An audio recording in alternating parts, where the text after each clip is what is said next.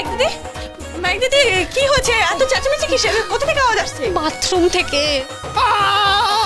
Role silence roll and action. Mic দিদি কি হচ্ছে? এত চেঁচামেচি কিসের? কোথা থেকে আওয়াজ আসছে? বাথরুম থেকে।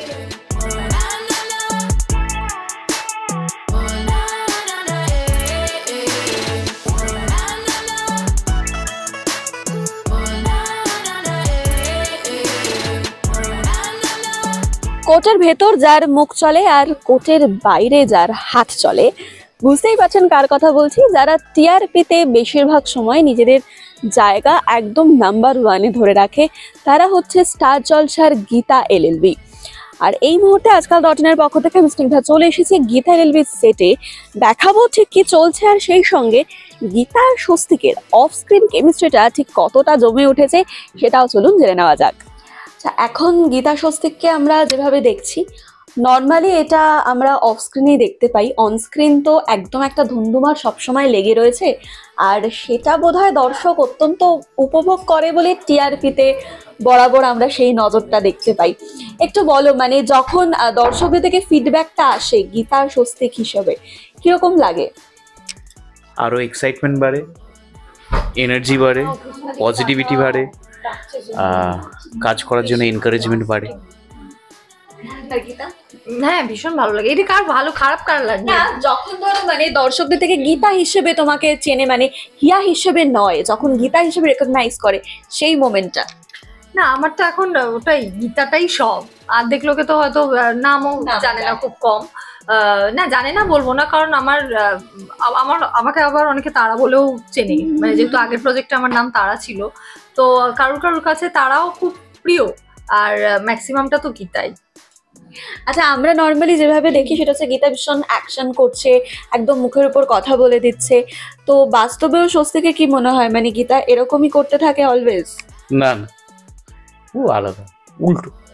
গীতা আলাদা, অবভিয়াসলি, যে হিয়া আলাদা, একটু ক্যারেক্টার আলাদা, কিন্তু মানে এরকম মারকুটে বা ডানপিট এরকম ওর নয়। ভেতরে এইসব থাকবেই, সেটা স্বাভাবিক একটা অ্যাক্টারে।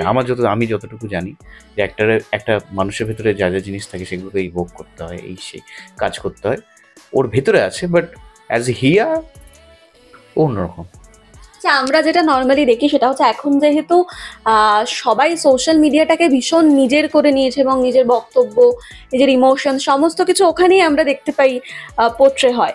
তো নায়ক নায়িকার মধ্যে যখন অন স্ক্রিন কেমিস্ট্রি রাখে, তো সবাই ভাবে অফ স্ক্রিনেও বোধ হয় একই রকম একটা কিছু চলছে, কারোর প্রেম, কারোর বিয়ে, অন্যরকম একটা ব্যাপার।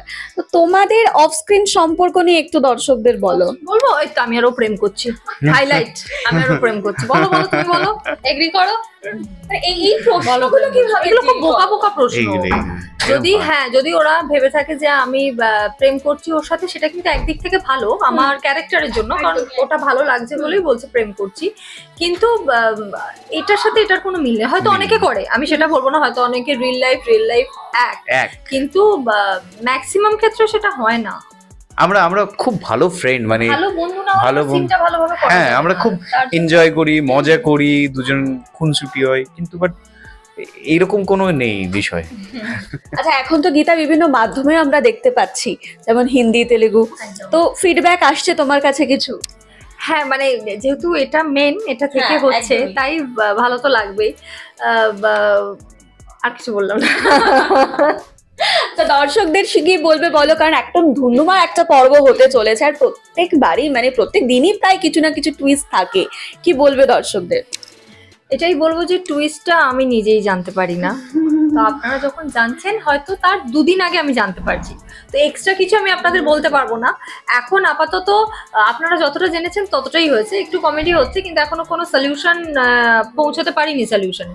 তো আশা করি 2 দিন কি 3 দিনের মাথায় পৌঁছে যাবো সলিউশনে, তারপরে এই ব্যাপারটা ডিসমিস হয়ে যাবে। তার জন্য চোখ রাখুন আপনারা স্টার জলসার পর্দায়, ঠিক 6:30টার সময় সোম রবি স্টার জলসায়। মানে স্বস্তিকের অর্ধেক কথাটাকে এভাবে মোটামুটি ফুলফিল করতে হয়। হ্যাঁ, কাইন্ড অফ দেখতে থাকুন গীতা এলএলবি। Thank you.